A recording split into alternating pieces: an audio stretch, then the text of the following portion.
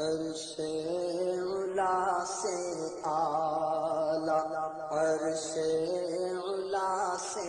بات کیا ہے کہ آج 22 سال کے بعد ہم مشتاق قادری کو خراج عقیدت پیش کر رہے ہیں، ان کی نعتیں پڑھ رہے ہیں، ان کی پڑھی ہوئی نعتوں کو دہرا رہے ہیں۔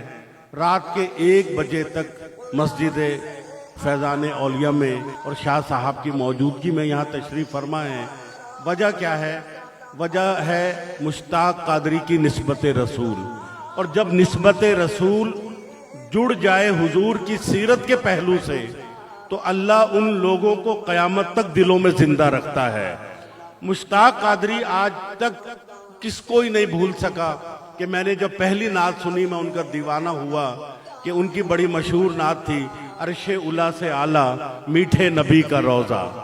آخری بات جو میں وائنڈ اپ کروں گا، میں عموماً تھوڑی سی تلخ بات کر لیا کرتا ہوں کیونکہ یہ میرے 40 سال کے تجربے کے بعد موجودہ دور کا دکھ بھی ہے کہ میں نے وہ دور دیکھا ہے کہ ادیب رائے پوری میرے ساتھ شاہ صاحب موٹر سائیکل پہ بیٹھ کر جایا کرتے تھے، خالد محمود، خالد نقشبندی میرے ساتھ موٹر سائیکل پہ بیٹھ کر محفلوں میں الحمدللہ مجھے ان کی ساتھ سفر کی سعادت نصیب ہوتی۔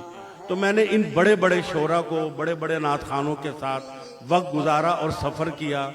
آج ہم یاد کرتے ہیں محمد علی ظہوری کو، عبدالستار نیازی کو، اعظم چشتی کو، کس وجہ سے مشتاق قادری کا ہم ذکر کر رہے ہیں کہ ان کی شخصیت میں عاجزی تھی، سادگی تھی، اپنائیت تھی، ملنساری تھی۔ جب یہ خوبیاں نعت خواں کے اندر آ جائیں تو وہ دنیا کے معاملات سے بری و ذمہ ہو جاتا ہے۔ مشتاق قادری کبھی نہیں کہتے تھے کہ میرے لیے ڈبل صوفہ لگاؤ، میرے پاؤں کے نیچے گاؤ تکیہ رکھو، میں ڈبل کیبن میں جاؤں گا، میرے پیچھے 4 گارڈ ہو، میرا راستہ الگ ہو، میرا کھانا الگ پکے گا۔ وہ بیٹھے ہوتے تھے شاہ صاحب، مطالعہ کر رہے ہوتے تھے، کسی نے دروازے پہ دستک دی، بچی کی شادی ہے، محفل نعت رکھی ہے، پوچھا ہے کب، سائیکل پر بیٹھ کر، موٹر سائیکل پہ بیٹھ کر اس کے گھر پہنچ گئے۔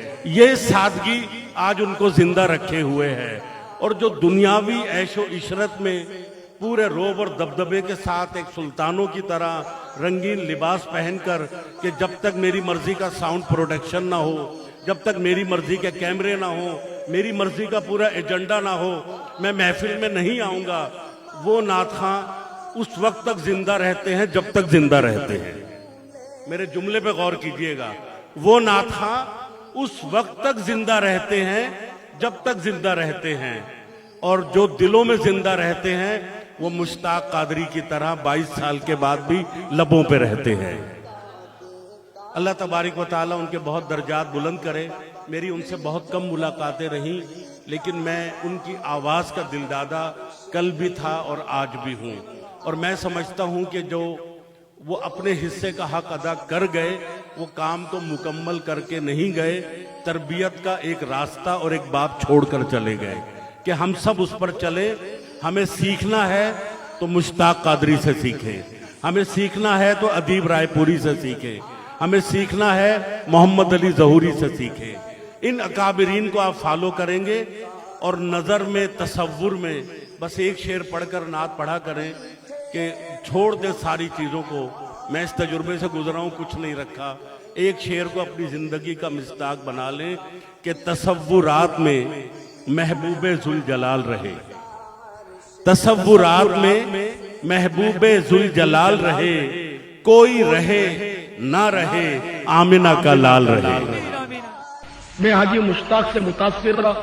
اب روئے زمین پر میرے نزدیک کوئی ایسا میری توجہ میں نہیں ہے جو بہترین نعت ہو اور میرا دل جیت سکے، لیکن میں کسی سے متاثر نہیں ہوں۔